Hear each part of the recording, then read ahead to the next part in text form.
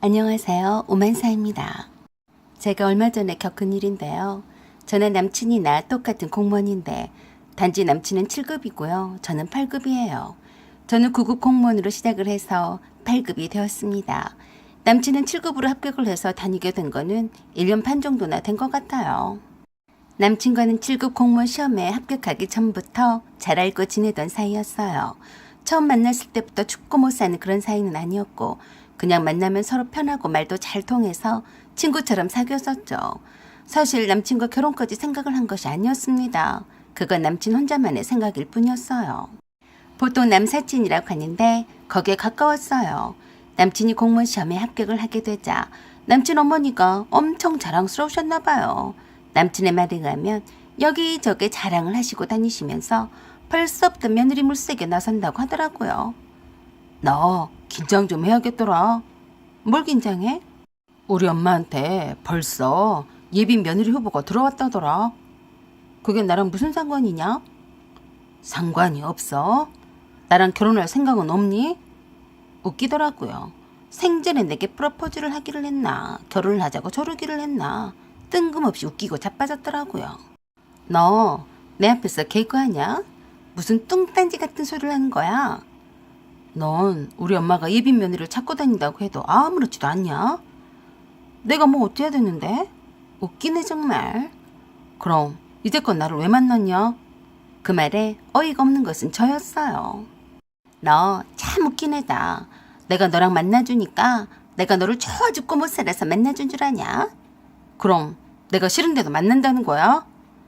그래서 제가 남친의 태극박을 살짝 꿍 한 대 주워받고 그랬어요. 정신 차려. 넌 내 친구일 뿐이야. 마치 애인처럼 구네. 내가 너한테 환장해서 만난 줄 아냐? 착각은 뭘 오지네. 꿈 깨라. 뭐? 그 말 진심이야? 그래서 나 말고 다른 놈들도 만나고 다니는 거야? 기가 막힌 것은 바로 저였어요. 너 오늘 어떻게 된 거 아니냐? 내가 너 말고 다른 누구를 만나든 네가 무슨 상관이니? 너 내가 여자로 보여? 당연하지. 그러니까 내가 너를 만나는 거지. 너도 알면서 왜 모른 척해? 알긴 뭘 알아, 짜샤. 네가 나를 좋아한다는 거 나도 느낌을 알고는 있었어. 당연한 것 아니냐? 이렇게 이쁘고 학교에 다닐 때도 너보다 공부도 잘했고 키도 너보다 크고 말도 잘하고 성격도 좋고 등등. 나를 좋아하지 않을 수가 없지. 너는 나보다 잘난 거라도 있긴 하는 거냐? 왜 없어? 뭔데? 넌 8급 공무원이고 난 7급이잖아. 이래도 내 앞에서 잘난 체 할 거야? 아이고 7급 공무원 합격한 걸 가지고 참 잘 우려먹네. 눈꼴 시럽더라니까요. 그래도 뭐 어쩌겠어요. 사실인데. 그건 그러네. 그래서 막 나한테 대시해도 된 줄 알았냐? 아주 혼자서 북치고 장구치고 다 해먹어라. 남친은 초등학교 6학년 때 같은 반이었어요. 유독 햇볕에 걸린 것 같은 까무잡잡한 피부에 키도 지금보다 더 작기도 했고 무엇보다 꾀재재한 행색이 늘 없어 보이는 아이였습니다. 그에 반해 저는 긴 머리를 양갈래로 곱게 따서 반에서 키도 가장 컸었던 귀티나는 인싸였어요. 이건 어디까지나 제 생각이지만 말입니다. 같은 반에 있던 남자친구들이 저를 좋아하지 않는 애들이 없을 정도로 제가 인기가 많았어요. 그랬어도 남친과는 그 어린 시절에 이렇다 할 추억거리는 하나도 없을 정도로 친하게 지내지는 않았습니다. 그랬던 그가 고등학교에서 같은 반에서 만나게 되면서 친구가 되었어요. 다른 애들처럼 말을 거칠게 하지도 않았고 허세 같은 것도 없었어요. 있는 듯 없는 듯이 조용히 지내면서도 자기처럼 몸집이 작고 약해 보이는 애들을 골라서 괴롭히는 애들에 맞서서 유일하게 대들었던 친구라서 제가 다시 보게 된 거였죠. 공부도 못하는 것도 아니었어요. 아주 상위 그룹의 밑바닥 정도라고나 할까요? 중상위권 정도나 됐는데 4년제 국립대학은 무난히 갈 수 있는 수준이었어요. 그저 친구 사이라서 줄기차게 연락을 하면서 지냈는데 프로포즈를 이딴 식으로 촌스럽게 하다니. 친구니까 그냥 귀엽게 봐주려고 했었죠. 저는 그가 친구 이상이 아니었으니까요. 그때까지는 내 남사친으로 잘 지내고 있었는데 7급 공무원 시험에 합격을 하더니만 자신감이 뿜뿜 올랐는지 제게 대하는 태도가 조금 달라졌습니다. 그래도 친구라서 그런지는 몰라도 귀엽게 봐주고 있었어요. 그런데 어느 날 갑자기 뜬금없는 모르는 전화가 울려댔어요. 모르는 전화번호라서 받지 않았더니 계속해서 전화벨 소리가 울렸어요. 그래서 받았더니 다짜고짜로 어떤 아주머니 목소리가 들려오면서 제 이름을 부르더라고요. 닥신자 아니니? 누구세요? 닥신자 전화가 맞아요. 네, 제가 탁신자인데요. 누구세요? 근데 왜 전화를 안 받아요? 내가 잘못 누른 줄 알았네. 아줌마, 누구세요? 아줌마? 나 달식이 엄마. 달식이요? 저 그런 사람 몰라요. 뭐? 달식이 몰라? 아참, 우리 봉삼이 알지? 봉삼이가 어렸을 때 이름이 달식이야. 아니, 그것도 몰라? 달식이? 전 달식이 말이에요. 그래, 이제 알아듣네. 내가 달식이 엄마야. 네, 그러세요? 그런데 무슨 일이세요? 내가 말야, 우리 달식이한테 신자양을 소개시켜달라고 그렇게 말해도 안 보여줘서 내가 어떡해. 궁금한 사람이 찾아와야지. 그래서 신자양 집에 와 있어. 무슨 말인지 앞뒤가 안 맞았어요.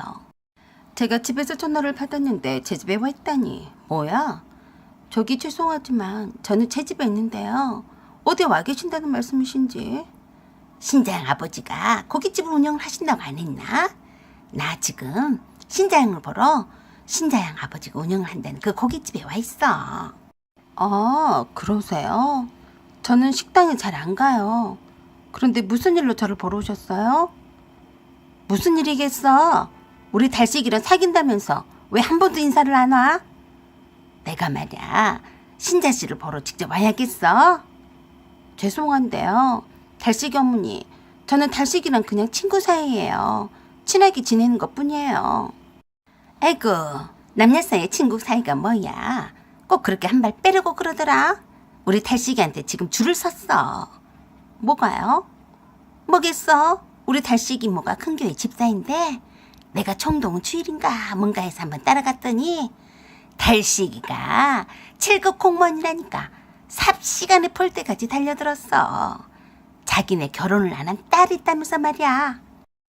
무슨 말이 이렇게 장황한지 제가 중간에 끊을 수밖에 없었어요. 달식이 어머니, 저도 달식이가 좋은 친구이면서 좋은 신랑감인 거는 인정을 하겠어요. 그러니까 그 줄선 아가씨들 중에서 한번 만나보라고 하세요. 제가 하던 일이 있어서 이만 끊어야겠어요. 그러자 갑자기 목소리 톤이 달라졌습니다. 뭐시라? 내가 달식이 엄마인데 전화를 끊겠다는 것이요? 내가 뭘 여기까지 내 며느리를 보러 왔는데 안 오겠다는 거요. 뭐요? 사문 목소리가 격앙이 되는 것 같길래 제가 얼른 그랬어요. 네. 그럼 잠깐만 기다리세요. 갈게요.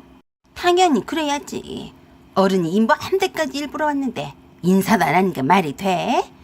여기 온 김에 사돈 어른도 뵙고, 아니 그럴 게 아니라 상견례를 해버리지 뭐. 안 그러냐? 네? 상견례요? 뭐하러 시간 아깝게 따로 날 잡아. 스피드 시대 아니여. 온 김에 상견례 하자고 해. 부모님 모시고 와. 기다릴 테니까. 라고 하시며 툭 끊어버리셨습니다. 저는 당황해서 얼른 탈식이에게 전화를 했어요. 탈식아, 너 어디 있니? 응?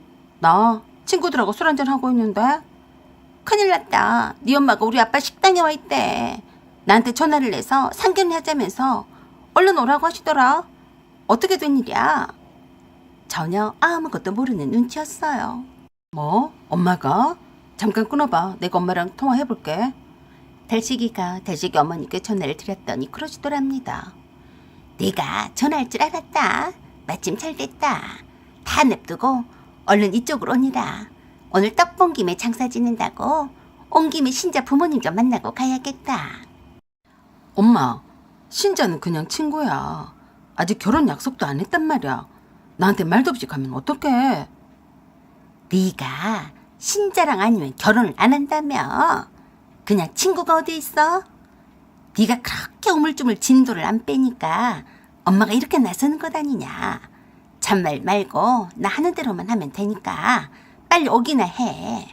라고 하시며 툭 끊으시고 더 이상 전화도 안 받으셨대요. 달식이가 저에게 전화를 해서는 통사정을 했습니다. 엄마가 저러시는 거는 우리 사이를 잘 이해를 못해서 그러는 거니까 네가 이해해라. 이왕 이렇게 된 거 장인어른과 장모님께 정식으로 인사를 드리면 안 되겠냐? 얼렁뚱땅 구렁이 탐 넘어가듯이 일을 벌이려고 하길래 제가 똑소리 나게 그랬어요. 달식아, 너 행동 똑바로 해야 할 거야. 네가 이러는 거 너한테 마이너스야. 내가 지켜볼 테니까 잘 수습해라. 내가 네 친구로서 해주는 말이다. 제가 목소리를 깔고 말하자 그때서야 기가 죽은 듯이 그러더라고요. 알았어. 내가 다 알아서 할게. 그래도 일단은 네 아버님과 어머님께 가서 인사는 드릴게. 인사는 무슨 인사? 그러는 한참 후에 아빠가 운영을 하시는 고깃집에 도착을 해서 탈식이를 만났는데요. 아무리 훑어봐도 탈식이 어머니는 안 보였어요. 탈식아, 네 어머니는 어디에 계시냐? 이상하네. 왜 안 보이지? 우리 집 식당을 네가 가르쳐준 것 아니었어? 아니야. 내가 가르쳐준 적은 없고 그냥 고깃집을 크게 한다고만 말했지. 난 네가 가르쳐준 줄 알았어. 아니야. 난 말씀을 드린 적 없어. 전화해봐. 그러자 달식이가 달식이 엄마한테 전화를 했더니 그러시더랍니다. 아직까지 뭐하고 자빠졌냐? 빨리 와. 엄마, 나 여기 백도대간에 와 있는데 엄마가 안 보이는데 여기 오신 건 맞아요? 뭐? 백도대간? 태백산막이 아니여? 엄마, 번지수 잘못 찾으신 거예요? 그러자 달식이 엄마가 같이 왔던 회원들에게 그러셨어요. 여기가 태백산맥이요. 백두 뭐라더라? 백도대간이요. 여기가 백두대간 아니요? 그러자 옆에 있던 탈식 엄마 회원분들이 입을 모아서 그랬습니다. 태백산맥. 어머, 어떡해? 내가 잘못 왔냐? 네가 나한테 그랬잖아. 시청 바로 옆에 가장 큰 고깃집이라고. 여기 말고 어디 있다고 그래? 엄마, 거기 아니에요. 그 시청 말고 다른 시청이에요. 알지도 못하면서 왜 가셨어요? 뭐시여? 나는 당연히 여기 있는 시청인 줄 알았지. 어쩐지 겁나게 뽀대나고 사람도 줄을 섰더라. 엄마, 그리고 제가 분명히 시청 옆에 있는 고깃집인 백도대간이라고 말한 것 같은데 엄마가 그새 까먹고 엉뚱한 데로 가신 거예요. 그럼 네가 광주 시청 옆이라고 제대로 말을 해줬어야지. 당연히 이쪽 지역에 있는 시청인 줄 알지, 안 그래? 달식이 엄마의 목소리가 어찌나 크던지 제가 다 듣고도 남겠더라고요. 두 사람의 통화 내용을 듣다 보니 어찌된 영문인지 다 알고도 남았어요. 두 사람이 제대로 꼴값을 떨더라고요. 그래도 얼마나 다행인가요? 남의 영업점에 와서 진상을 안 떨게 되었으니 말입니다. 달식이는 계속해서 자기 엄마하고 입씨름을 했습니다. 저한테 말도 없이 왜 가셨냐고요? 왜 했겠어? 네가 그랬잖냐. 신자가 잘 나가는 고깃집 사장의 딸이라고. 그래서 내가 사전조사를 하러 온 거야. 얼마나 매출이 잘 나가는지 확인차 온 건데. 근데 아들아, 나 어떡하냐? 여기가 신자네 아버지가 운영하는 고깃집인 줄 알고 우리 개혼들한테 자랑하려고 다 불렀지 뭐냐. 그래서요? 내가 우리 개혼들한테 우리 사돈들 양반이 운영하는 곳이라며 실컷 먹고 싶은 거 다 주문하라고 했지 뭐냐. 대충 잡아도 소갈비만 해도 32분인데 큰일 났다. 엄마, 그러게 왜 개혼분들 오라고 해서 그거 누가 계산하라고 그러셨어요? 제정신이세요? 그러게 네가 왜 제대로 안 가르쳐준 거냐. 엄마가 거지예요? 민망하지도 않으시냐고요. 사람들을 죄다 불러서 실컷 주문해놓고 계산도 하지 않고 그냥 가려고 하셨어요? 그게 사돈들 사람한테 할 짓이에요. 아들 인생을 망칠 셈이시냐고요. 네? 달식이가 자기 엄마한테 열이 받아서 얼굴이 빨개진 채로 소리를 질러댔습니다. 그런 달식이 표정이 심상치 않아 보여서 얼른 달식이를 끌고 식당 밖에 있는 잔디밭에 벤치로 데리고 갔어요. 내가 쪽이 팔려서 못 살겠어요. 신자가 나한테 얼마나 소중한 사람인지 엄마는 모르겠어요? 그깟 7급 공무원이 뭐가 대수라고 신자네 집에 가서 갑질 한번 제대로 해볼 생각이었어요.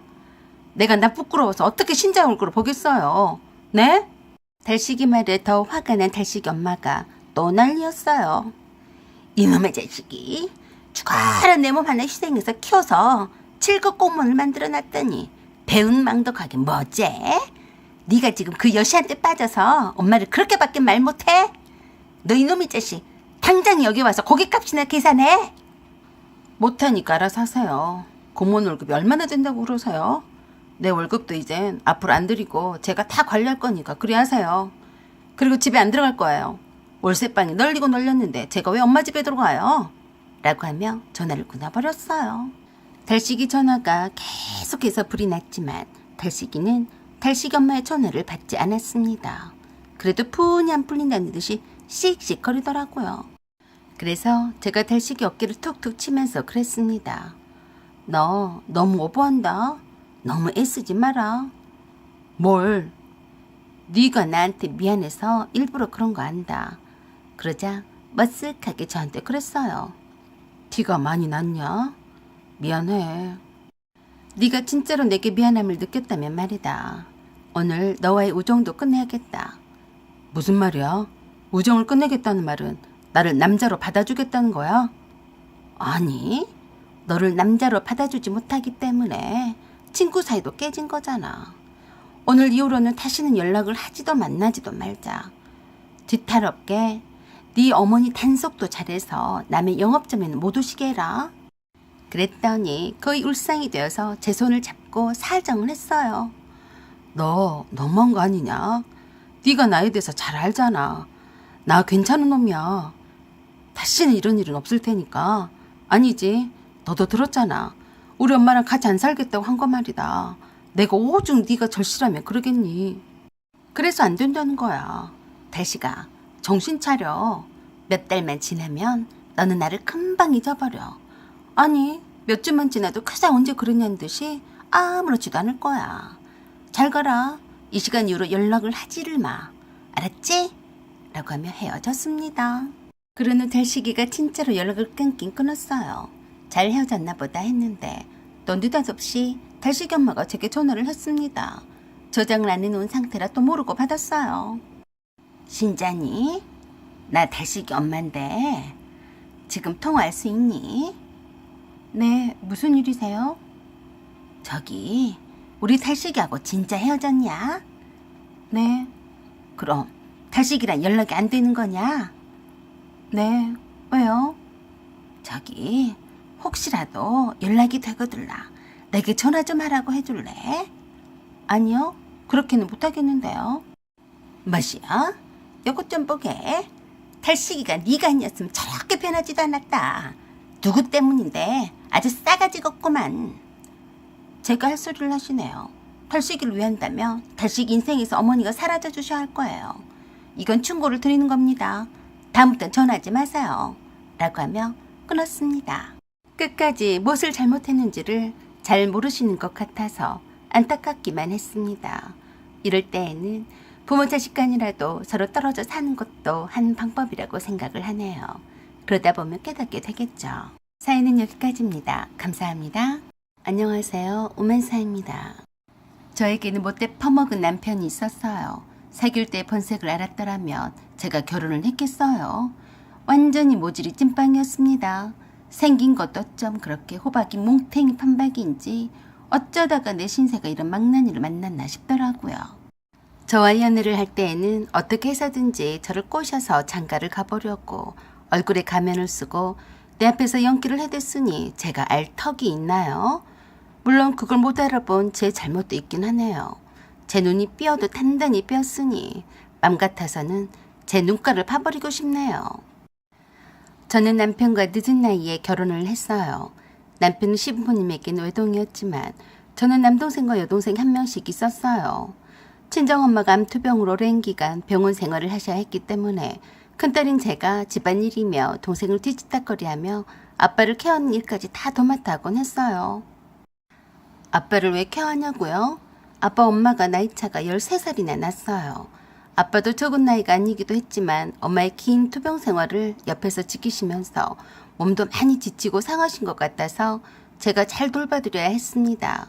갑작스런 엄마의 유방암 진단이 믿기지 않아서 수술만 하면 잘 나으실 줄 알았는데 그게 아니더라고요. 다시 재발하고 급기야 다른 곳으로 암이 전이가 되어 가는 것을 보면서 엄마보다 나이가 더 많으신 늙으신 아빠가 더 늙어가고 힘들어하는 모습을 보니까 겁이 나서 저도 나름 힘들었어요.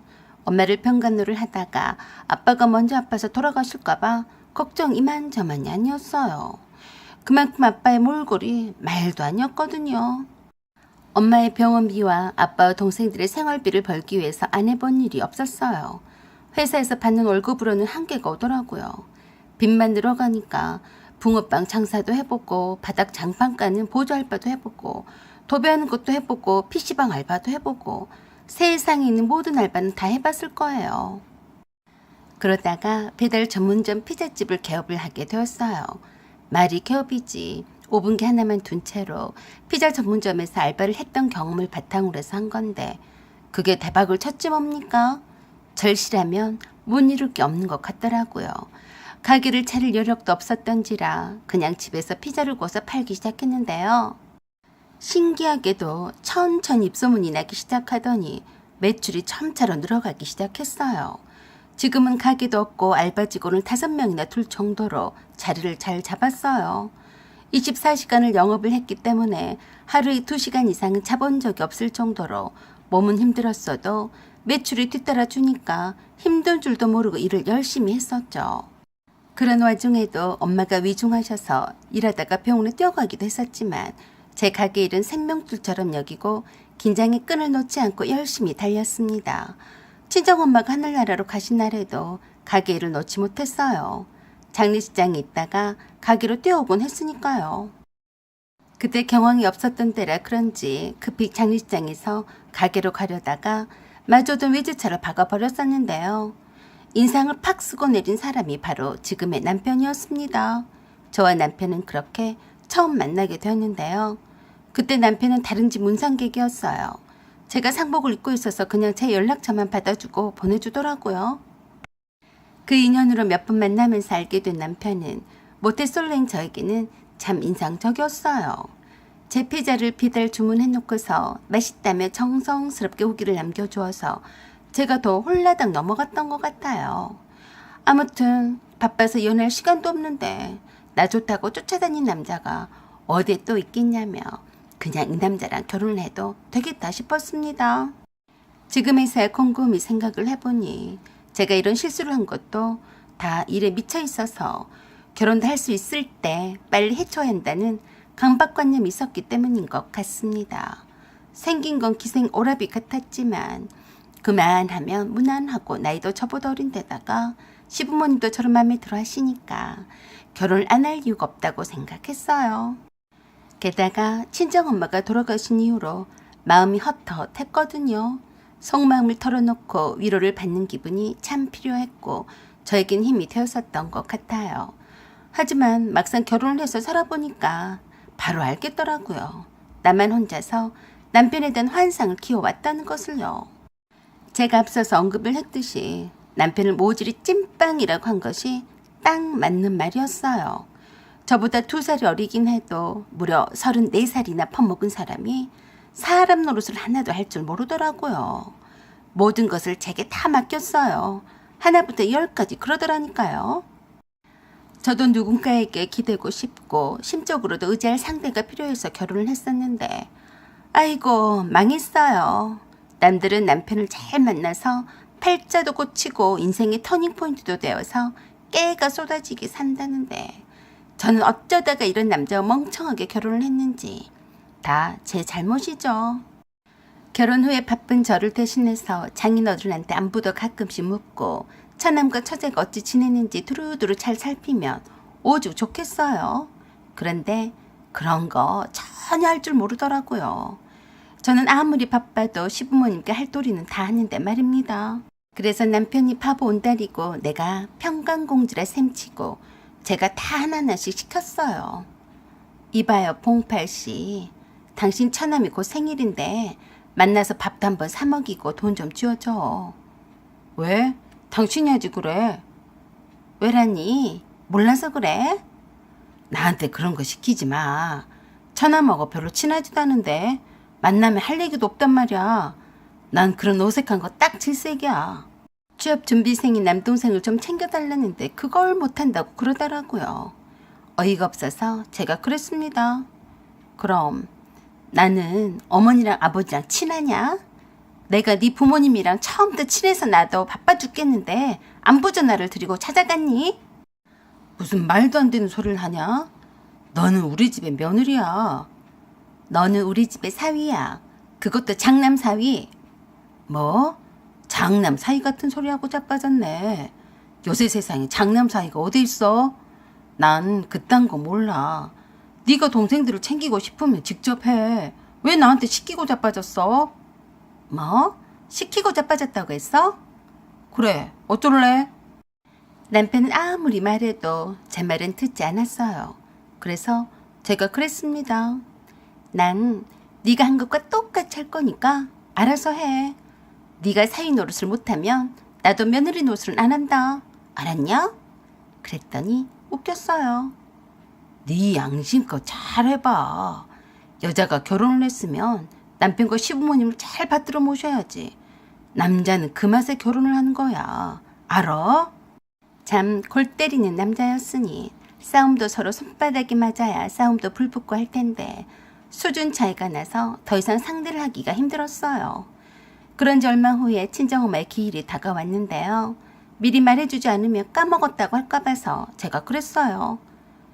모레가 엄마 제사인데 기억하고 있지? 그래?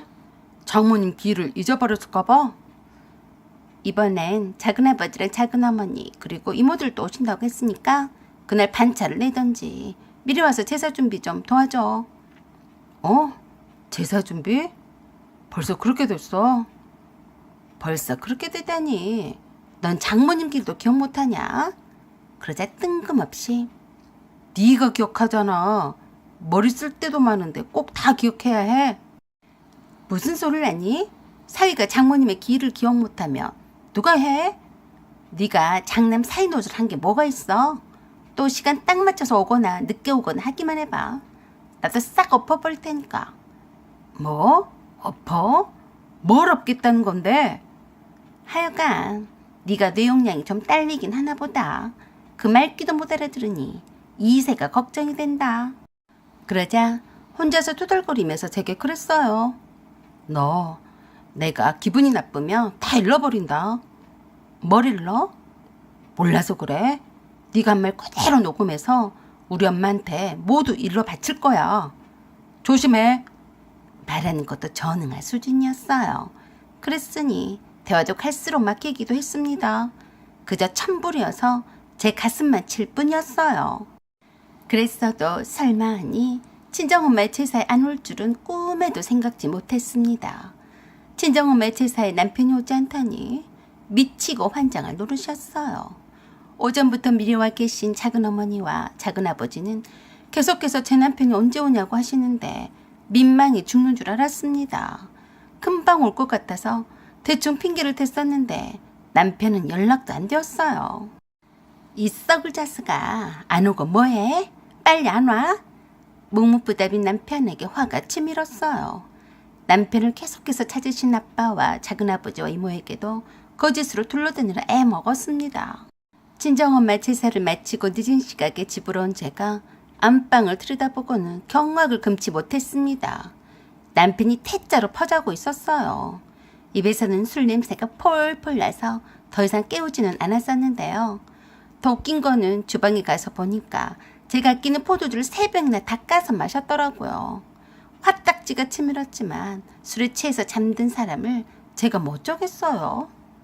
다음 날에도 남편보다 제가 더 빨리 집에서 가기로 향했으니 남편과는 얼굴을 제대로 마주치지 못한 채 며칠이 지났어요. 친정아버지한테서 전화가 왔습니다. 너 아무리 바빠도 방서방한테 신경 좀 써라. 방서방이 어째서요? 어쩌기는 왜 말 안 했냐? 열병이 나서 며칠 동안 계속 아팠다더라. 열병? 이젠 사기까지 치고 자빠졌네. 아버지, 아프긴 뭐가 아파요? 그거 다 뻥이에요. 제가 아버지한테 이제서야 말씀을 드리는데요. 방서방, 엄마 제사 일부러 알면서 안 온 거예요. 제가 작은아버지랑 작은어머니한테 대충 핑계대서 회사에 급한 일이 있어서 출장을 갔다고 말한 거고요.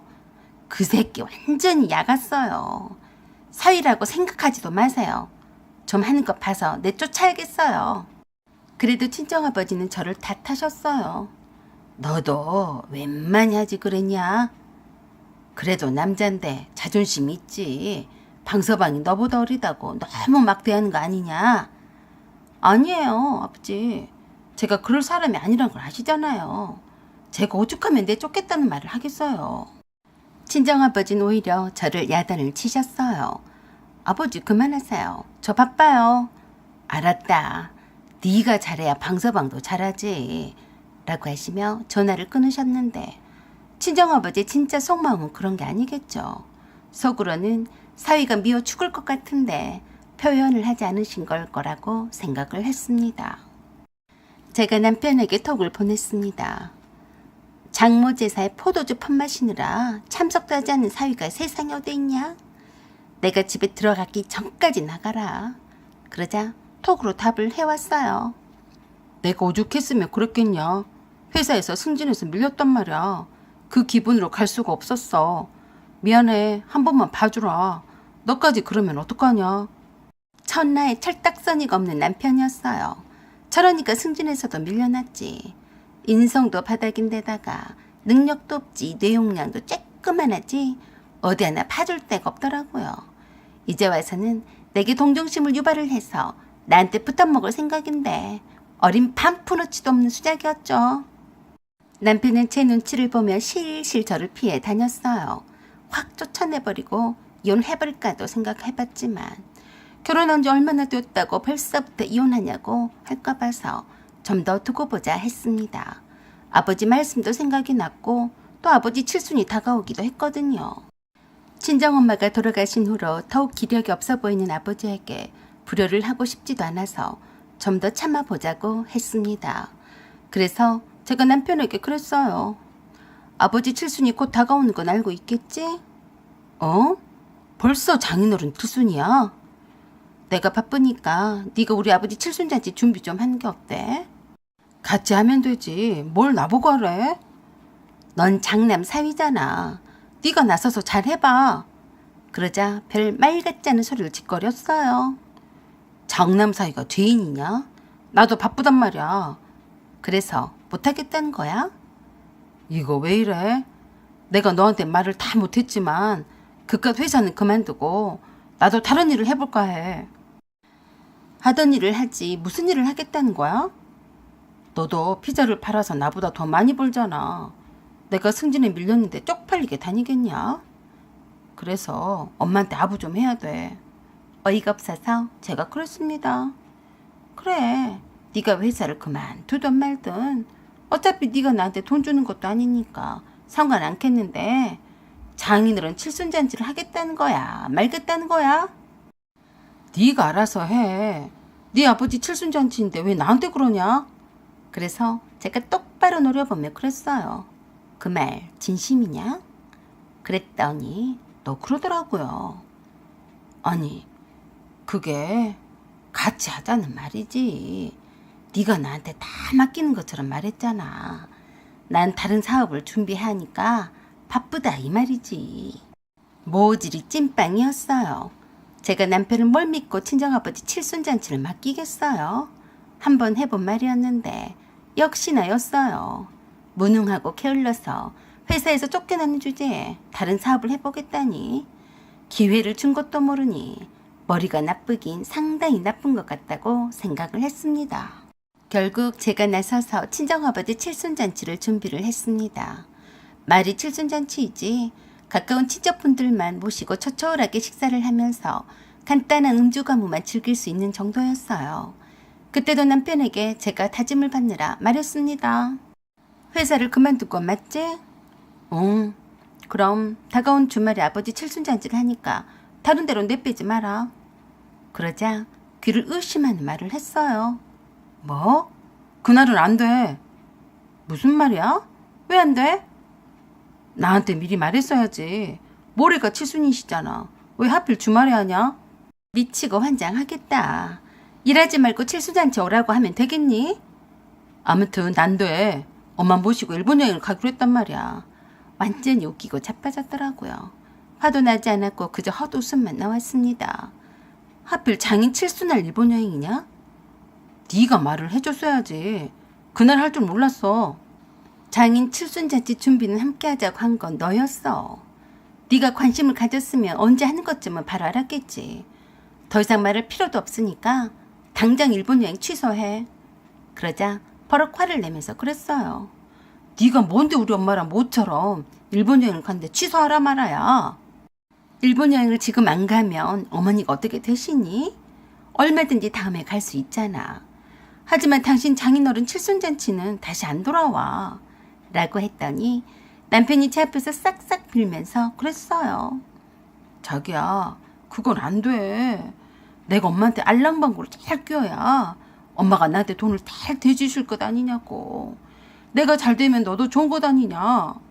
엄마한테 돈 빼내려고 장인 칠순잔치를 냅두고 일본 여행을 가겠다는 거지? 그럼 어떡하냐? 내가 돈이 어디에 있어? 엄마 돈이 결국 내 돈인데 설마니 안 주시겠어? 엄마가 내 돈줄인데 엄마한테 알랑방구를 잘 껴야지. 그렇지 않아도 아들이 효자가 됐다면서 좋아하셔. 거의 나한테 넘어오셨다니까. 내가 일본 여행을 가서 엄마를 꼬셔서 그 돈으로 사업을 할 테니까 봐줘. 그래? 그 말 진심이냐? 어머니 돈이 탐이 나서 그런 거야? 단물 빼려고 일본 여행 어머니 모시고 다녀오겠다는 거야? 그렇다니까. 그러니까 장인어른한테는 네가 해외 출장을 갔다고 해. 알았지? 남편의 그 말을 들은 저는 휴대폰을 들고 어디론가 톡을 보냈습니다. 잠시 후에 시어머니가 제게 전화를 하셨어요. 이게 뭔 소리냐? 뭔 소리긴요. 하도 이상한 소리를 짓거리길래 제가 녹음한 거예요. 뭐시여? 봉팔 이 새끼 바꿔라. 그래서 제가 건넌방인 남편에게 그랬어요. 봉팔 이 새끼 바꾸라신다. 너 이제 어쩌냐? 붕어 새끼 마냥 영문을 몰라서 눈만 뻐끔거리다가 엉겁결에 건네받은 제 휴대폰에서 시어머니 앙칼진 목소리를 듣더니 사색이 되었습니다. 야, 이 새끼야. 바른 대로 말해. 너 나한테 돈 빼내려고 일본 여행을 가자고 했냐? 어? 엄마, 아니야. 내가 왜 그러겠어. 너 당장 이 집으로 와. 엄마가 어떻게 하셨지? 귀신 고칼 누르시네. 자기가 일로 바친 거야? 그렇지. 네가 한 말 그대로 녹음을 내서 보냈더니 어머니가 화가 많이 나셨네. 너 이제 어떡하냐? 얼른 가봐라. 갈 때 네 짐도 함께 챙겨가. 뭐? 그게 또 뭔 소리야? 뭔 소리긴. 내 집에서 나가. 네 짐은 다 챙겨서 네 엄마한테 가. 안 그러면 쓰레기장에 다 버릴 테니까. 너 미쳤어? 우리가 결혼한 지 얼마나 되었다고 벌써부터 이혼이야? 그래서 제가 눈을 뿌라리며 남편에게 그랬어요. 이게 어따 대고 누나한테 반말이야. 나한테 쫓겨난 것이 서러우며 소송 걸어. 알았냐? 그러자 비굴하게 남편이 그랬습니다. 자기야, 진정해. 내가 엄마랑 일본 여행 안 가면 그만이잖아. 장인어른의 칠순잔치를 앞두고 우리가 이혼을 하면 불효야. 웃기고 자빠졌네. 너 같은 거다고 이혼을 한 것이 효도다 뭉충아. 라고 하며 남편을 그 오밤중에 쫓아냈습니다. 제가 이럴 줄은 몰랐을 거네요. 남편을 쫓아내면서 제가 그랬어요. 공동생활비로 예금을 들었던 것은 내가 갖는다. 그동안 입혀주고 채워주고 먹여줬으니까 불만은 없겠지? 잘 가라. 그 후로 남편과 이혼을 했습니다. 그래도 자기 잘못을 모른 채 나 때문에 좋았던 모자 사이가 금이 갔다며 난리방구를 쳐대더니만 제 풀에 꺾였는지 잠잠해졌어요. 역시 모질이라 잘 헤어졌다고 생각합니다. 아버지께도 저의 이혼 결심을 말씀을 드렸더니 그러셨어요. 잘해 불었다. 애도 없이 헤어졌으니 그나마 다행이다. 사연은 여기까지입니다. 감사합니다. 안녕하세요. 오만사입니다. 얼마 전에 시어머니의 교통사고 소식을 접했습니다.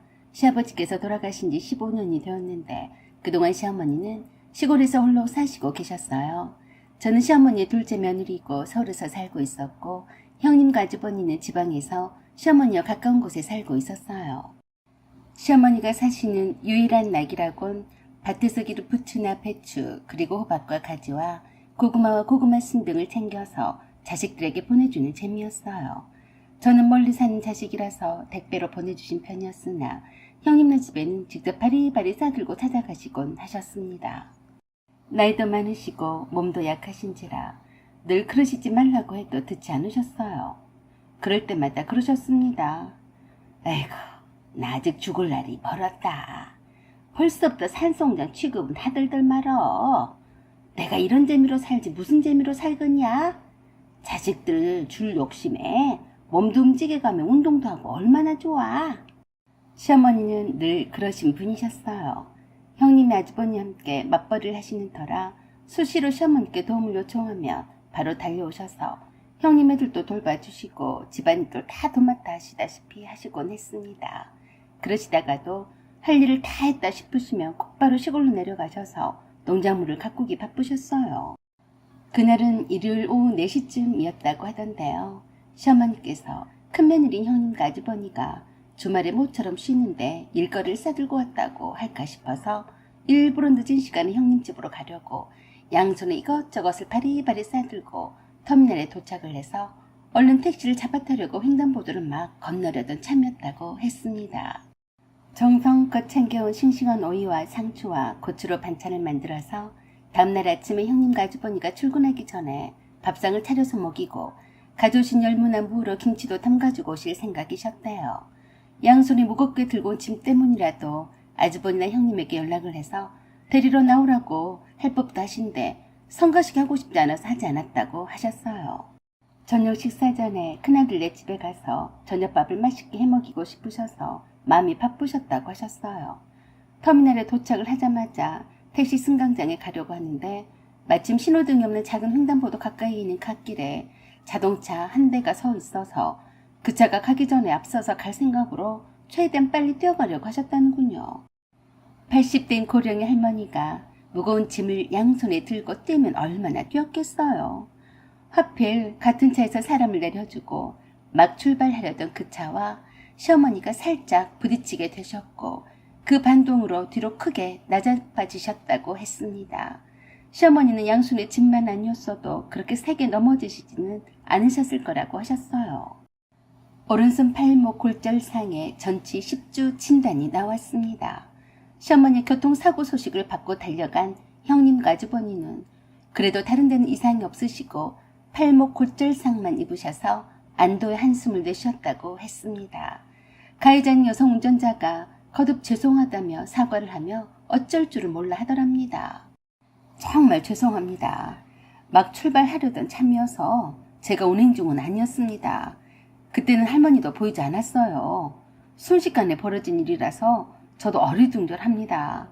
아무튼 제가 부주의한 탓이네요. 거듭 죄송합니다. 그런 가해자인 여성분에게 시어머니가 그러셨대요. 너무 그러지 말아요.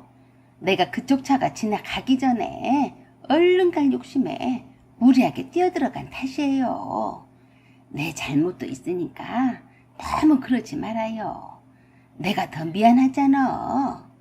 그 말에 아주버니와 형님이 성질을 퍼럭 내며 그랬다네요. 엄마는 가만히 계세요. 엄마는 오늘 이 사건은 하늘이 도와서 망정이지 하마터면 돌아가실 뻔했다고요. 노인네가 뛰면 얼마나 뛴다고 이런 사고를 내냔 말이에요. 어휴, 세상에 어떻게 했길래 팔이 부러지겠대요. 어머니, 다른 데서 아프면 아프다고 하세요. 가해자 남편분도 찾아와서 90도 각도로 머리를 숙이며 100번 잘못했다고 용서를 빌었다더라고요. 그때마다 시어머니가 그러셨답니다. 수철아, 수철이 애미야. 그러지 마라. 말을 들어보니까 나쁜 사람이 아니야. 얼마나 놀랬겠냐. 내가 아니고 젊은 사람이었으면 이렇게 팔목이 부러지지도 않았을 텐데 운이 없던 거지. 시어머니 그 말에 아주버니가 기가 막혀서 더 길길이 날뛰었다고 했습니다. 엄마, 그런 소리 하지 마세요. 어이, 이봐요. 당신네들 우리 어머니가 마음이 약한 분인 걸 이용해서 대충 만만히 넘어갈 생각은 꿈도 꾸지 말아요. 당신네들은 콩밥 좀 먹어봐야 해. 내가 합의 안 해줄 테니까 알아서 해. 그러자 시어머니가 그런 아주버니를 말리셨대요. 뭐하러 복잡하게 그러냐? 저 사람들도 일하는 사람이라 바쁜 사람이야. 나한테 2천만 원을 주겠다고 했으니까 그렇게 대충 합의를 보자. 그 말에 아주버니와 형님이 노발대발 했답니다. 어머니는 뭘 모르시면 가만히나 계세요. 2천만 원이 뭐예요, 2천만 원이? 이런 큰 사고에 2천만 원으로 때우겠다니 도둑놈 신부 아니에요. 전치 10주 교통사고를 낸 주제에 아주 기본이 안 된 종자들이네. 아주버니와 형님이 돌아가며 가해자 여성분과 그 남편분에게 삿대질까지 해대며 험악하게 말해도 그저 머리만 조아릴 뿐 다 듣고만 있더랍니다. 사람을 치워놓고 단돈 2천만 원으로 싹 없던 일로 덮으려고 해? 니들이 사람이냐? 그러자 가해자 여성분의 남편이 물었답니다. 그럼 얼마를 원하십니까? 기회는 이때이다 싶었는지 아주버니가 그랬다네요. 내가 합의해줄 줄 알았냐? 급한 건 그쪽이지 내가 아니니까 절대로 합의는 안 해줄 거야. 어디 사망사고로 갈 뻔한 교통사고를 뻔뻔하게 2천만 원으로 때울 생각을 하냐? 난 합의 같은 거 안 해줄 테니까 여기 오지도 마. 알았어? 라고 하며 막무가내로 쫓아냈답니다. 사망사고 좋아하시네. 억지도 웬만해야지. 그렇게 세게 나와야 협상에 유리했으니까요. 병실 밖으로 죄인 취급받으면서 쫓겨난 가해자 여성분과 그 남편분에게 형님이 다가가서 그랬대요. 당신들도 양심 좀 있어봐요.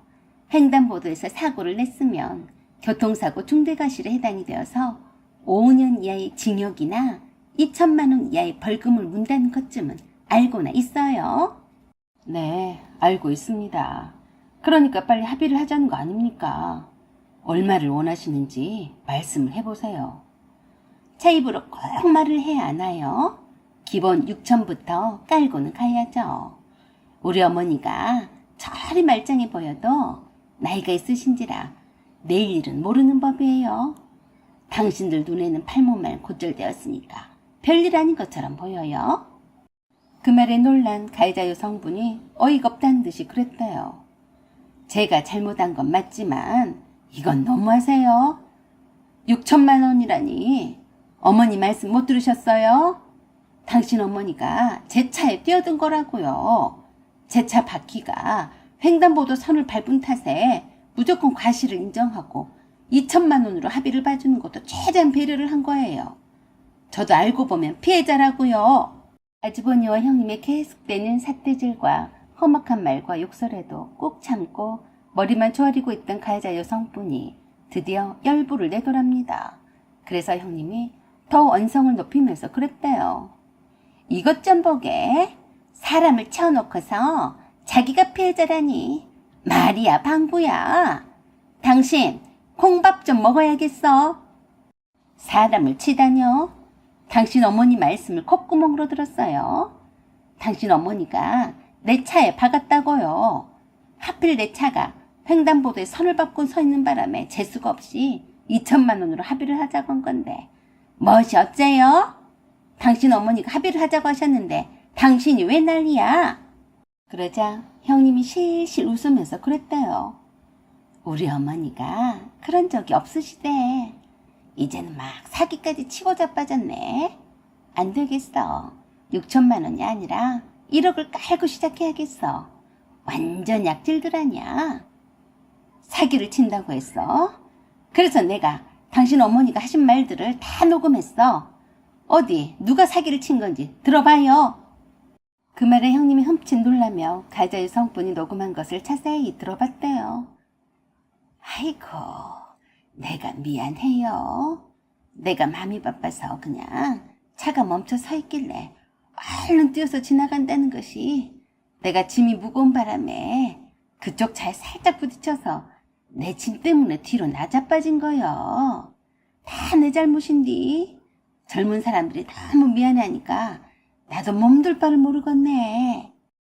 그럼에도 불구하고 형님이 우격타짐으로 그랬답니다. 사고를 당한 사람이 제정신이겠어요? 그 와중에 녹음까지 하고 말이지. 당신네들 절대로 합의를 안 해줄 테니까 그리 알아. 우리 어머니는 아들 말만 듣는 분이니까 알아서 하세요. 그 다음날에도 병원에 찾아갔더니 여전히 험악한 소리를 질러댔다네요. 뻔뻔하게 여기가 어디라고 또 기어와요. 그래도 얼른 합의를 보고 싶은 욕심에 가해자인 여성분과 그 남편분이 그러더래요. 어제는 죄송했습니다.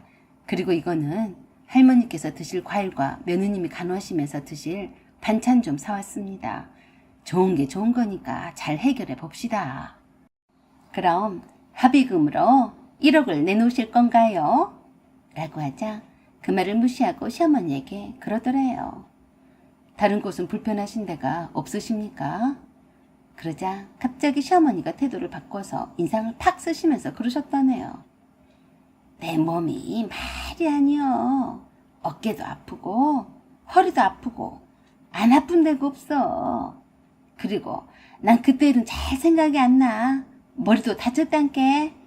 그 사이에 시어머니가 형님과 아주버니와 함께 입을 잘 맞췄다고 했습니다. 기억이 안 난다고 하시면서도 그러셨대요. 내가 뭘 잘 몰라서 그랬는데 내가 차로 달려든 게 아니여. 그쪽 차가 나한테 달려들어서 내가 그쪽 차에 친 거요. 말은 바로 해야지. 안 그래? 그래서 한숨을 쉬며 가해자 여성분이 시어머니에게 그러더라네요. 할머니, 저에게도 할머니 연세 친정 어머니가 계세요. 아드님과 며느님이 그런 적 없다고 하라고 시켰어요. 2천만 원도 작은 돈이 아닌데 얼마의 합의를 보고 싶으세요? 1억은 받아야 한다고 하던디 라며 얼버무리시길래 형님이 그랬대요. 어머니, 왜 말씀이 기어들어가세요? 우리가 합의를 안 해주면 이 여자는 감방을 가는데 지금 1억이 문제겠어요. 그러자 가해자인 여성분이 조용히 그랬대요. 저는 돈이 처쟁겨져 있다고 해도 감방을 가는 게 무서워서 억제 요구를 다 받아주지는 않습니다. 합의를 하기 싫으면 하지 마세요. 그쪽 맘이니까. 갑작스런 태도 변화에 놀란 것이 형님이었대요. 뭐시 어째? 이제 막 나가자는 거요? 그러자 그 가해자 여성분이 형님을 똑바로 쳐다보며 말하더랍니다. 그래, 아줌씨랑 아저씨가 막 나가자는데 내가 별 수 있겠어요? 내가 합의를 포기하고 감방 살면 그만이지. 안 그래요? 억울하게 이런 수모를 다 당하면서 내가 미쳤다고 돈까지 갖다 바치겠어요? 합의를 하기 싫으면 하지 말란 식의 가해자 여성분의 기고만장한 태도에 화가 머리 끝까지 난 형님이 소리를 고래고래 지르며 그랬다네요. 뭐 이런 쌍꺼지들이 다 있어? 니들처럼 기본도 안 돼 있는 것들은 철창에 갇혀봐야 정신을 차리니까 어디 한번 해볼 테면 해봐. 내가 절대로 합의는 안 해줄 테니까 알아서 해.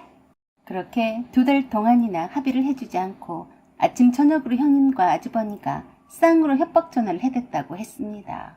그렇게 해야 최소한 1억은 못 받아내도 8천만 원이나 최소한 6천만 원을 뜯어낼 수가 있으니까요. 업무에 방해가 된다면서 가해자 아주머니가 전화를 아예 안 받길래 형님과 아주버니는 살짝 걱정을 하기도 했다네요. 너무 어거지 써서 시어머니 합의금을 뭉탱이로 받아내볼까 했다가 아예 한 푼도 못 받는 게 아닌가 해서요. 그래도 여전히 합의금을 두고서 줄다리기를 하고 있었다고 했습니다. 교통사고 중대과실에 전치 10조나 나왔으니 제대로 우려먹어야 한다는 생각에서 말입니다. 그 즈음에 형님의 둘째 딸이 의대 다니는 야문놈 하나를 물어왔더랍니다. 엄마, 얘 어때? 생긴 건 괜찮네. 뭐하는 놈이요? 엄마, 교양없긴 놈놈 하지마. 의대생이야. 엄마도 알지? 내 로망이 의대생을 하나 꼬셔서 취직하는 거. 정말이요? 그럼요. 게다가 대박인 건 이 친구의 엄마가 이쪽 지역의 중학교 교장 선생님이시래. 뭐? 여기 사는 사람이요? 그렇다니까요. 나 이 친구랑 결혼을 할래요. 내가 얼마나 이 친구한테 공을 들였는지 모를 거예요. 엄마도 잘만 하면 의사 사이를 보게 될 테니까 언니보다 먼저 저를 시집을 보낼 생각을 하세요. 아셨죠? 알다마다 내가 의사 사이를 보는데 빚을 내서라도 꼭 결혼을 시킬 테니까 넌 그 애랑 잘해봐. 걱정 마. 거의 다 나한테 넘어왔으니까. 그런데 말인데 엄마, 그 친구가 그러는데 내 시어머니 되실 분이 재수없게 교통사고가 났는데 하필 악질을 만났다고 하시더래. 합의금 다 뜯어내려고 아주 거짓대처럼 지랄이래. 아, 그래? 그나저나 니들 어차피 결혼할 거면 미리 약혼이라도 하는 게 어떠냐? 엄마, 오버하지 마세요. 결혼하려면 아직 멀었어요. 그러면 한번 얼굴 좀 보자. 그 친구가 괜찮으면 내가 한번 얼굴 보여줄게. 조금만 기다리세요. 그나저나 할머니는 괜찮은 거죠? 응, 괜찮아. 골절이지. 그냥 금이 간 정도야. 오히려 잘 됐지 뭐냐. 그 덕에 엄마랑 네 아빠가 돈 벌게 생겼으니 말이다. 그게 왜 엄마랑 아빠 돈이야? 할머니 돈이지. 할머니가 돈 쓸 데가 어디 있어. 다 우리가 알아서 써야지. 네, 알았어요. 그런 후 얼마 지나지 않아서 시어머니의 병실에 가해자인 아주버니와 그 남편분이 합의하자는 말에 함께 왔더래요. 2천만 원에 100만 원을 더 얹어드릴게요. 한약 한 제 지어드시라고 드리는 거니까 제 성의로 봐주시면 고맙겠습니다. 그러자 또 아주버니가 큰 소리로 성질을 냈습니다. 내가 2천만 원에 합의를 볼 거였으면 진작에 받겠죠. 지금 장난하는 겁니까? 3천만 원으로 합시다. 아니, 말이 다르잖아요. 제가 2천만 원에 합의를 볼 의향이 있으면 연락을 달라고 했는데 이제 와서 또 말을 바꾸시나요? 그러자 또 아주버니 입에서 허우막한 말이 튀어나왔어요. 야, 이런 계좌석을 봤나? 잘못하면 한 대 쳐맞겠더라고요. 그런 상황은 피하는 게 상책이라 싶어서 아무 대꾸도 하지 않고 가해자인 아주버니 부부가 병실을 막 나서려고 하는 찰나에 누군가가 병실 안으로 들어왔습니다. 그때 그 순간 깜짝 놀라면서 가해자인 아주머니가 그랬어요. 아니, 아들아, 네가 여기 웬일이냐? 엄마야말로 여기 어떻게 오셨어요? 그때 그 뒤에서 아리따운 아가씨가 얼굴을 빼꼼 내밀며 놀란 토끼 눈을 뜨면서 엄마라고? 응, 수키야. 우리 엄마랑 아빠야. 인사드려. 깜짝 놀란 형님의 딸이었습니다. 안녕하세요. 처음 뵙겠습니다. 저는 차수키라고 합니다. 그래? 네가 수키구나. 근데 여기는 무슨 일로 왔니? 그 말에 형님이 기절초풍을 했는 줄 알았답니다. 뭔가 일이 잘못 틀어진 것을 직감을 한 형님이 수키에게 물었어요. 수키야, 이분들 어떻게 아니? 엄마, 이분들은 영재 부모님이셔. 나도 여기서 처음 뵌 건데. 그 말에 거기 있는 모든 사람들이 다 놀라 자빠지는 줄 알았다네요. 아무것도 모른 채 해맑은 영재만 밝게 웃으며 형님네 부부에게 인사를 하더랍니다. 안녕하세요. 김영재라고 합니다. 수키가 할머니 병문안을 가자고 해서 왔는데요. 저는 수키 친구입니다. 그 말에 형님네 부부는 입을 쩍 벌리고 석고상이 된 것처럼 순간 굳어버렸대요. 가해자 여자분이 입이 사유로 점찍어둔 의대생인 김영재 어머니였다니. 이게 무슨 조화인가 싶었다네요. 갑작스런 태세 변환에 웃기기도 했지만 어쩔 수가 없었다네요. 돈 몇 푼을 받아내려고 그토록 2달 동안 합의도 안 해주고 줄다리기를 했었는데 돈 한 푼 안 받아내고 합의를 해줬다네요. 웃기지 않나요? 그깟 돈 몇 푼이 중요한 게 아니었대요. 딸의 인생이 걸린 문제인데 말입니다. 퇴원을 하신다는 소식을 듣고 마지막으로 인사를 드리러 왔습니다. 며느님과 아드님이 합의금은 필요가 없다고 해서 땡전 한 푼 안 드리고 운 좋게 합의를 해줘서 감사를 드립니다.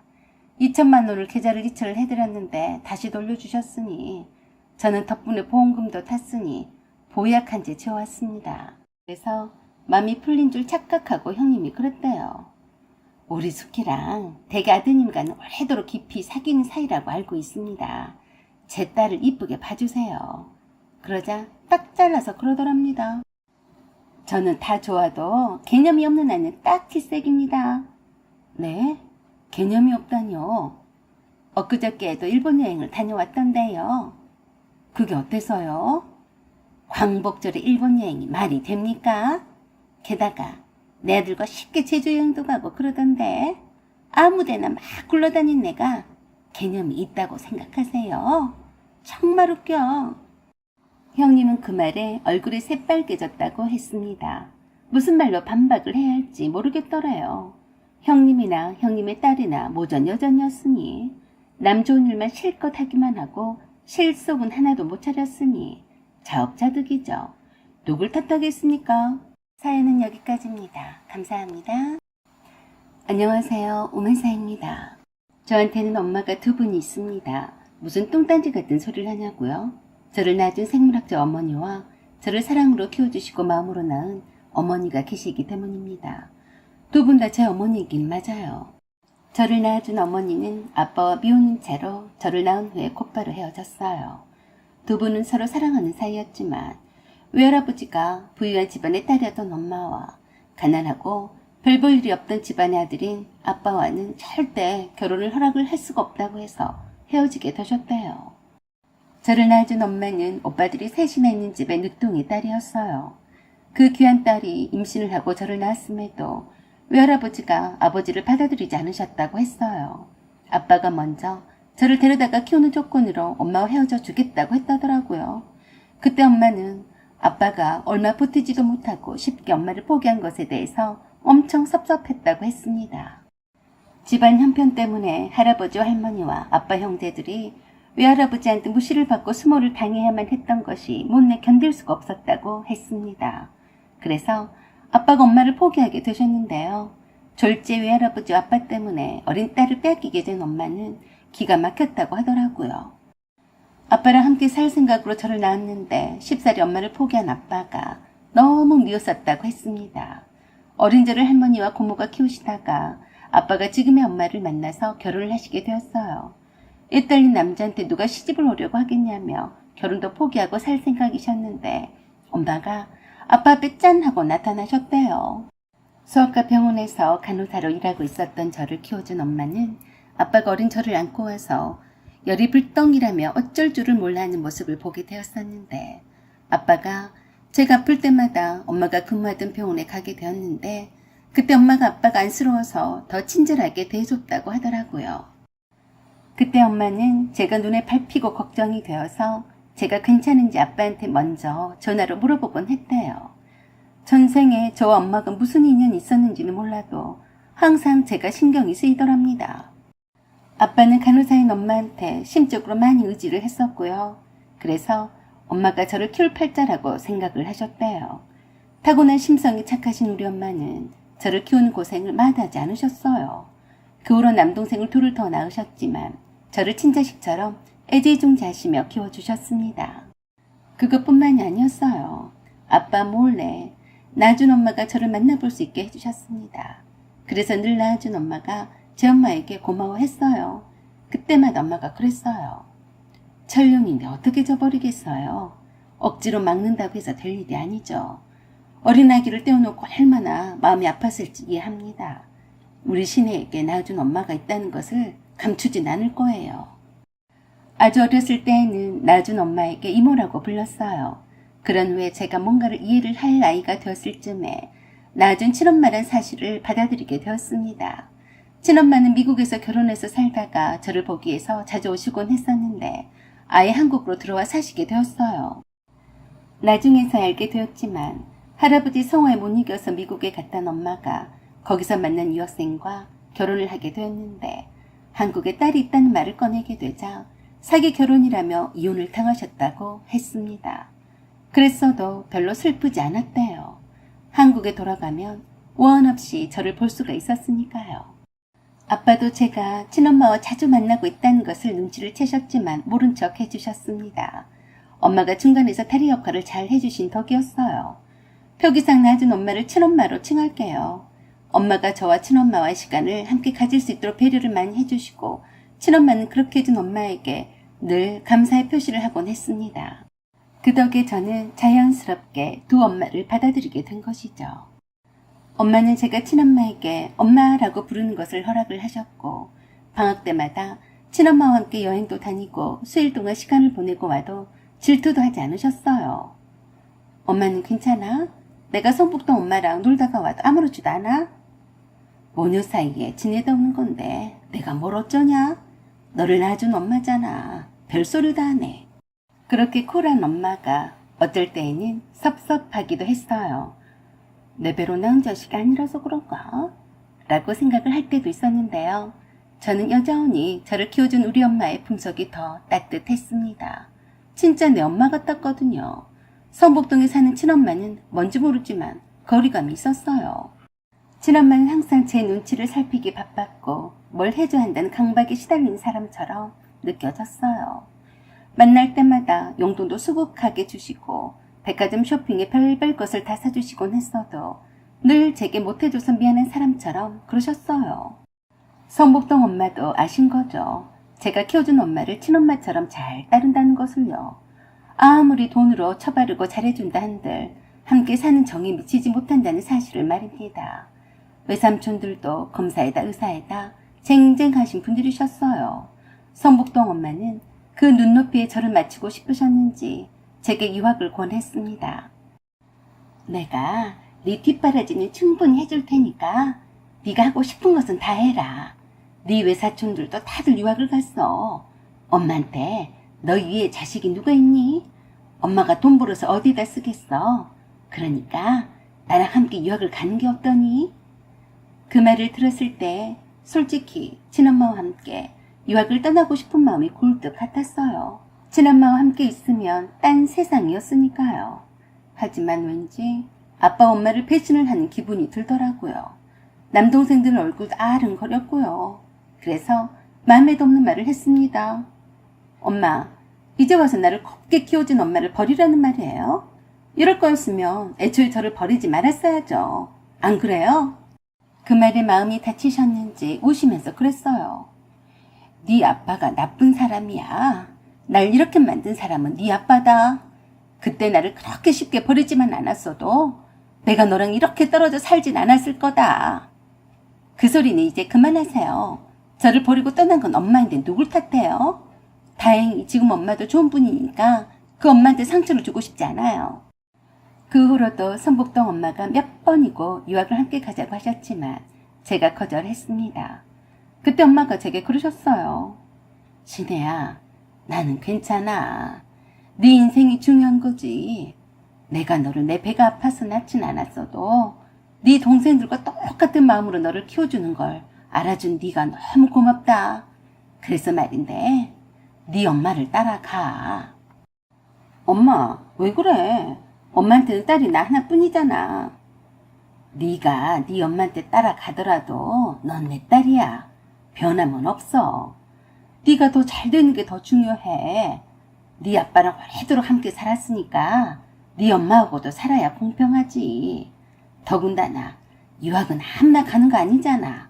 너는 머리도 좋고 공부 욕심도 많은 애인데 거기서 네 엄마의 보살핌을 받으면서 잘 살아.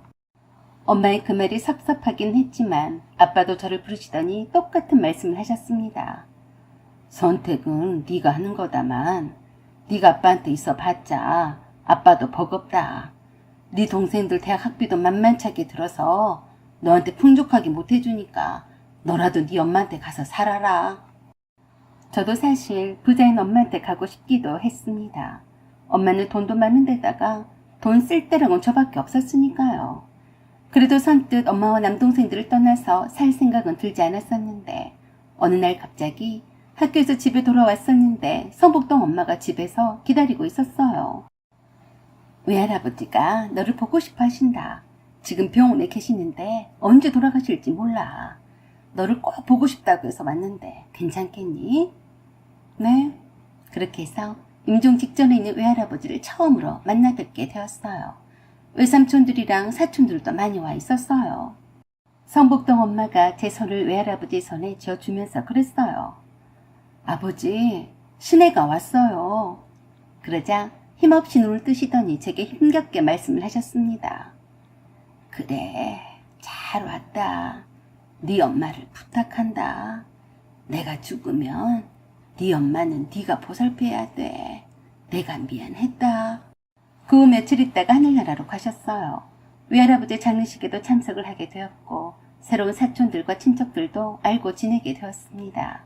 그때부터 자연스럽게 아빠 집에 있는 시간보다 성북도 엄마 집에 있는 시간들이 많아지게 되었어요. 그러면서부터 본격적으로 성북동에 있는 엄마 집에서 살면서 유학 준비를 하게 되었고 고대 유학을 떠나게 되었어요. 그 사이에도 틈만 나면 양쪽 집을 왔다 갔다 했습니다. 엄마랑 동생들이 보고 싶었으니까요. 미국에 가서도 자주 연락을 했어요. 성북동 엄마와도 한결 더 가까워졌고 외삼촌들과 외할머니의 사랑도 많이 받게 되었어요. 어느덧 시간이 흘러서 긴 유학 생활을 끝마치고 한국에 돌아오게 되었는데요. 엄마와 동생들을 만나는 것도 기쁘기는 했지만 예전만 하지는 않았어요. 아빠는 오히려 더 어색해진 느낌이었고요. 한국에 돌아와서도 성북동 엄마와 외할머니와 함께 살았습니다. 저는 이미 친엄마와 함께 사는 것에 익숙해져 있었어요. 그래도 여전히 키워준 엄마에 대한 애틋한 마음은 그대로였어요. 엄마가 보고 싶으면 언제나 바로 달려가곤 했습니다. 그러다가 검사했던 외삼촌의 소개로 새로 부임한 초짜 검사를 서기를 받게 되었어요. 집안도 좋고 인물도 훤칠한 신입 검사라서 외삼촌이 제 짝으로 눈여겨보셨다고 했습니다. 둘이 서로 마음이 맞아서 좋아하다 보니까 어른들도 다들 반가워하셔서 결혼말이 일찍부터 오고 갔어요. 드디어 상견례를 해야 할 때가 되었는데요. 갑자기 제가 고민에 빠지게 된 겁니다. 외삼촌의 소개로 인해 인연을 맺게 된 예비사위인 제 남자친구는 당연히 성북동 엄마를 장모님으로 부르고 있었고 키워주신 엄마와 아빠에게도 인사를 드리긴 했지만 상견례에 어느 어머니가 나오셔야 하는지 말입니다. 외삼촌은 아빠 대신으로 상견례에 참석을 하시겠다며 벌써부터 그러시고 예비시댁 쪽에서도 돌아가신 외할아버지에 대해서 잘 알고 있었던지라 당연히 성북동 엄마가 예비 사돈이라고 여기고 계셨거든요. 호족상으로 따지자면 아니잖아요. 저는 아빠와 키워주신 엄마의 자식인데 말입니다. 저는 당연히 아빠와 키워주신 엄마가 상견례에 나와야 맞다고 생각을 했는데요. 이미 예비시댁 쪽에서는 외할머니와 외삼촌 그리고 성북동 엄마를 예비 사돈으로 여기고 있어서 참 애매했습니다. 외삼촌은 강경했어요. 성북동 엄마와 외삼촌이 결혼식 훈주석에 앉으시겠다며 아빠와 키워주신 엄마를 부르지 말라고 하셨습니다. 제가 이런 고민에 빠지자 예비신랑인 제 남자친구가 흔쾌히 정답을 말해줬어요. 뭘 고민해? 상견례를 꼭 한 번만 하란 법이 있는 건 아니지 않나? 2번 하면 되는 거지. 그래도 어머니랑 아버님이 허락을 하실까? 우리가 어른들 눈치를 볼 때야. 형편이 그러게 되면 그렇게 하는 거지. 이해를 못하실 분이 아니니까 걱정 마. 그럼 결혼식에는? 결혼은 축하를 많이 받을수록 좋은 거 아닌가? 낳아주신 어머니와 키워주신 어머니가 사이가 좋으시잖아. 2분이 잘 의논을 해서 결혼식 준비를 하면 되고 장인어른도 당연히 참석을 하셔야지. 안 그래? 양가 사돈끼리 촛불은 누가 켜야지? 2분이 사이좋게 가위바위보를 하면 되지. 참 쉽게도 말했어요. 머리 아프게 뭘 그렇게 고민해. 널 지금까지 잘 키워주신 분은 면목동에 사시는 장모님이시잖아. 장인어른과 장모님이 우선이지. 그렇다고 해서 성북동 장모님을 모른 채 한다는 건 아니고 감사하잖아. 친자식도 잘 키우기 힘든데 이렇게 훌륭히 키워주셨으니 말이야. 안 그래? 그래, 맞는 말이야. 내가 복이 많아서 장모님이 2분이시니까 사랑도 2배로 더 많이 받고 얼마나 좋아. 결혼식 훈주석에는 키워주신 우리 장모님이 장인어른이랑 나란히 앉으셔야지. 성북동 장모님이 이해를 하실 거야. 애써서 키워놨더니 친모에게 가버렸다고 속상할 판에 결혼식 때까지 그러면 얼마나 섭섭하시겠어. 그건 도리가 아니지. 안 그래? 남자친구의 말이 100번 옳다고 생각했습니다. 그래서 넌지시 제 생각을 성북동 엄마에게 말씀을 드렸더니 흔쾌히 받아들이셨어요. 그리고 상견례도 번거롭게 2번을 할 필요가 없다고도 하셨습니다. 그런데 왠지 쓸쓸해 보였어요. 이것 또한 아니다 싶었습니다. 엄마가 무슨 죄가 있어서 죄인인 양 뒷전에 머물러 있어야 하나요? 네 외삼촌이 안 된다고 하지만 네가 내 자식이지 외삼촌 자식이냐? 상견례를 2번이나 하는 꼴은 본 적이 없다. 결혼식 준비는 면목동에 있는 네 엄마랑 잘 상의해서 할 테니까 걱정 말어. 그래서 제가 엄마의 손을 잡고 그랬습니다. 엄마도 내 엄마예요. 상견례도 참석을 하시고 내 결혼식에도 내 엄마로서 혼주석에 앉아주세요. 외삼촌은 나란히 참석을 하시면 되세요. 혼조석에 2자리를 더 놓는다고 해서 이상할 건 하나도 없어요. 그래도 마다하셨어요. 좋은 자리에서 흉하긴 뭐하러 그래. 난 괜찮다. 제가 안 괜찮아요. 요새는 상견례든 결혼식이든 신개념으로 진화해 가는 건데 뭐 어때요? 그렇게 하세요. 그게 맞아요. 나를 낳아준 엄마와 키워준 엄마가 내 상견례와 결혼식에 참석지 않으면 난 그딴 결혼식은 하지 않을래요. 아셨죠? 묘목도 엄마에게도 제 생각을 그대로 전했어요. 그래, 사돈들한테 이상하게 비춰주지 않는다면야 나는 괜찮다. 어차피 엄마가 둘이란 사실을 다 알고 있다고 하시는데 네 아빠도 네 엄마와 자식을 나눠 가졌으니 어색해도 할도리는 해야지. 그렇게 해서 결혼식 준비가 착착 진행이 잘 되어가고 있습니다. 아직 상견례 전이긴 한데요. 괜찮겠죠? 사연은 여기까지입니다. 감사합니다.